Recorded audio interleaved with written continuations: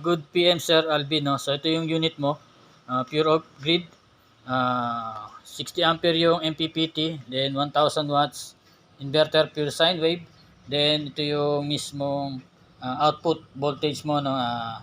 Dito mo makikita kung ano yung nilalabas ng kuryente ng aparato mo, no? Kung ano yung load mo, ito mo makikita dun sa wattage na yun. So okay, no? So yung MPPT natin, so yan, good.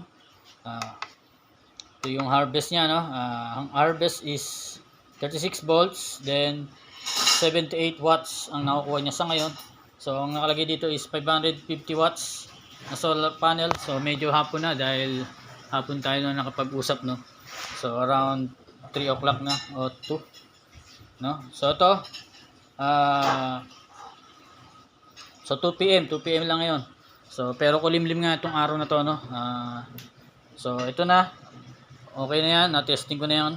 Then ito yung mismong battery cable, no? Included na yan, battery cable, battery hindi, solar panel sa iyo. Okay? So ang cut-off natin dito, 4 lipo 4, no? 11.5 ang nakalagay diyan. Then 2, no? 2 plus 11.5 is reconnection.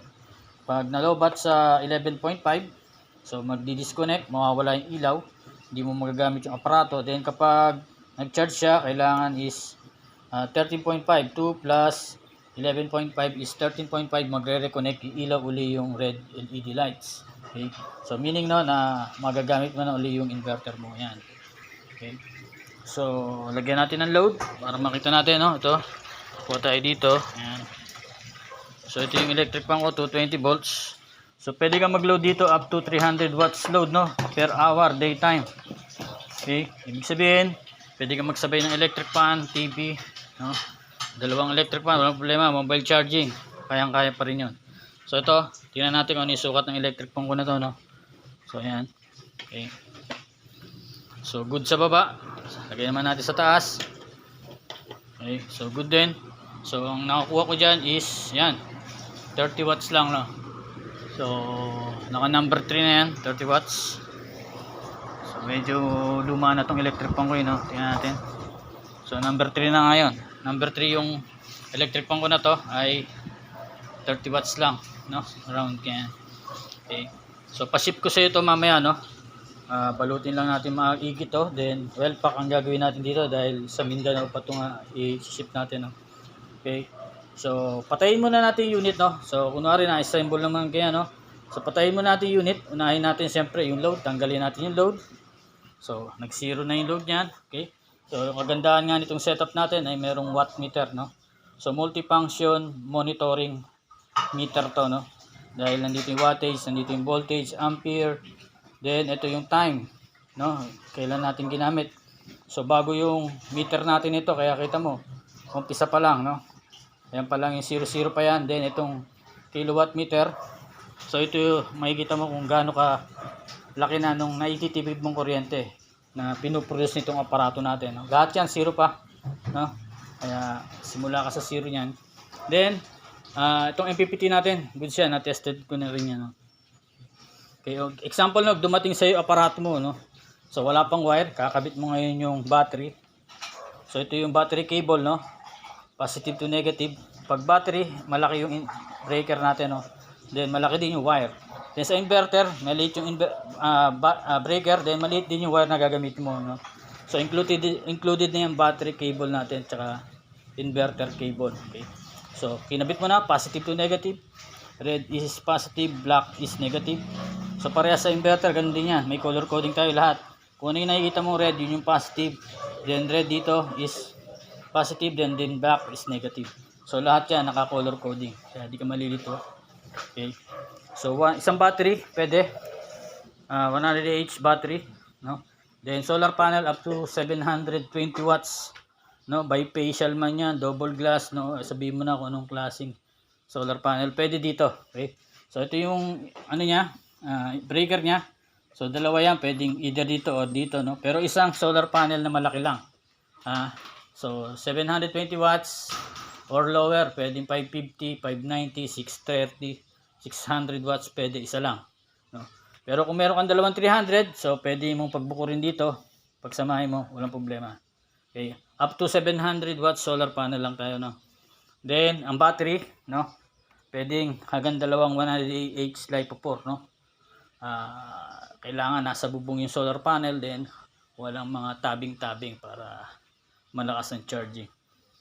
Okay, so yan, naikabit mo na rin yung sa inverter, no. Ayan, so pwede ka na mag-power ngayon. So ulitin natin, patayin muna natin, no. So unahin muna yung solar panel. Ayan, so mawawala yung indication dito, no. Yan, makikita mo 00. Pag ino-on kasi natin yan, lalabas yung reading yan. O power natin to. So yan, nagkakaroon ng harvest, di ba? So pag pinatay ko, so nawawala. Okay, so nakaset na to sa LiPo4, no, nakaset na to sa LiPo4. Wala ka nang gagalawin, kakabit mo na lang LiPo4 battery mo. So orderin mo lang doon sa link ko, no. Ito, ganito yung battery natin, PH Solar, no. So LiPo4 tawag yan. So makunat yan, matagal mawala yung charge, malakas mag-charge din.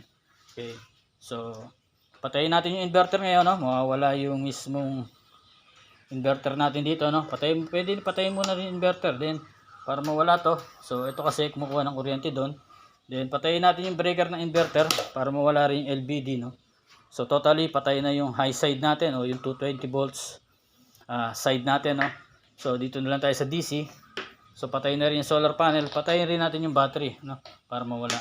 Ayan. Okay, so dumating na yung unit mo. Andito na rin yung battery cable, may battery ka na rin, kinabit mo na ngayon. So yung battery cable natin may terminal lag yan.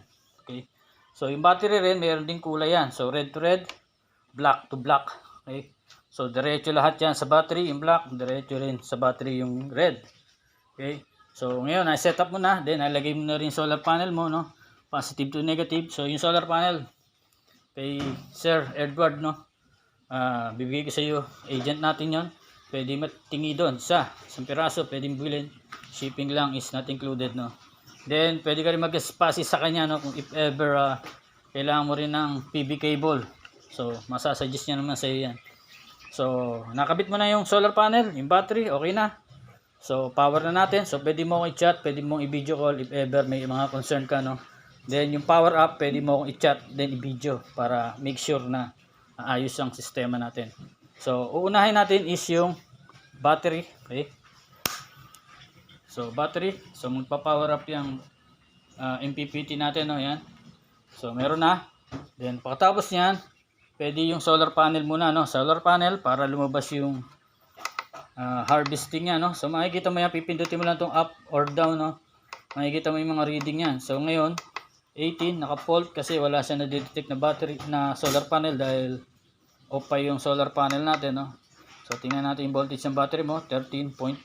Okay, so 13.2 ampere, ibig sabihin niyan ay walang pumapasok na kuryente ang papunta sa battery mo. So pa-power ngayon natin yung solar panel.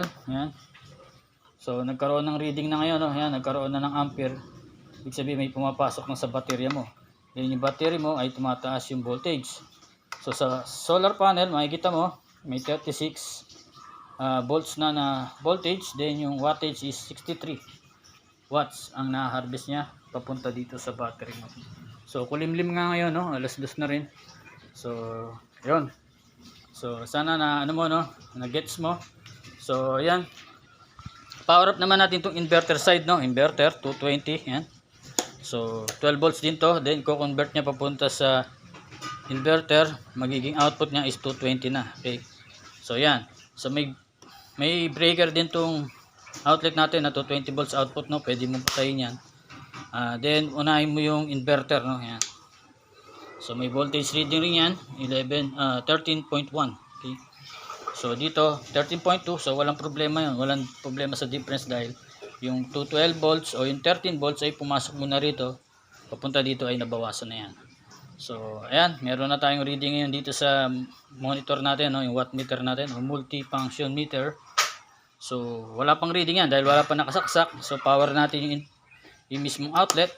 So magkakaroon na to ng kuryente, no. So 220 volts yan, ito electric ban natin, no. Yan, so yan, magkakaroon na rin ng reading dyan. Okay, so TV 45 watts, electric fan merong 50-60 watts, no. So hanggang 300 watts pwede yan, daytime per hour, walang problema. Basta na full charge mo yung battery mo, first startup o yung unang pagbukas, kailangan i-full charge muna natin battery natin para may pondo yan. So yan, Sir Alvin, no? So balutin ko to, then isip ko today. Salamat sa pagtitiwala, Sir Alvin. God bless.